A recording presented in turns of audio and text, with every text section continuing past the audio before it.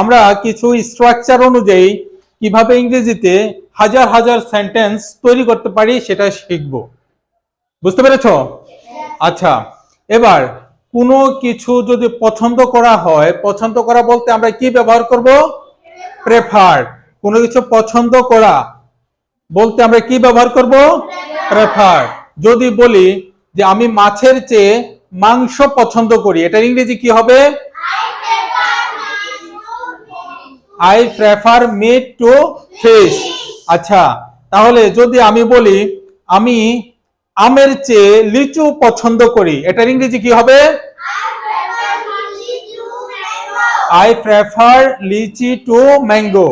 যদি বলা হয় যে আমি চায়ের চেয়ে কফি পছন্দ করি, এটার ইংরেজি কি হবে? I prefer coffee to tea. কোনো কিছু সহজ যদি বলা হয় সেক্ষেত্রে আমরা কি ব্যবহার করব? Easy.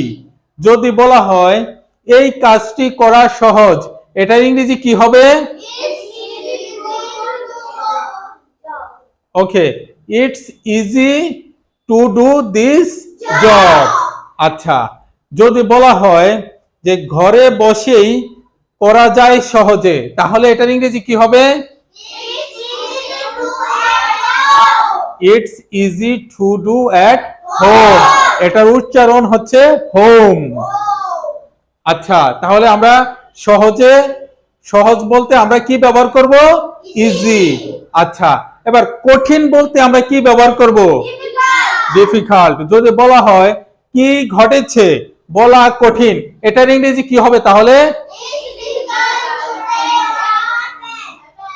Yes, it's difficult to say what happened. আচ্ছা, যদি বলা হয় কে সঠিক, তা বলা কঠিন, এটার ইংরেজি কি হবে? It's difficult to say who is right. আচ্ছা, এবার যদি প্রস্তুত, কোনো কিছু প্রস্তুত বলতে আমরা কি ব্যবহার করব? রেডি। হ্যাঁ, রেডি। এবার দেখো, আমি এখন কাজ করতে প্রস্তুত, এটার ইংরেজি কি হবে? I am ready to work now. আমি তোমার সঙ্গে যেতে প্রস্তুত, এটার ইংরেজি কি হবে তাহলে? I am ready to go with you. এবার যদি বলা হয় সে ইংরেজি শিখতে প্রস্তুত, এটার ইংরেজি কি হবে? He is ready to learn English. তাহলে কি তোমরা এভাবে এই স্ট্রাকচার গুলো ব্যবহার করে তোমরা হাজার হাজার ইংরেজি সেন্টেন্স কি তৈরি করতে পারবা?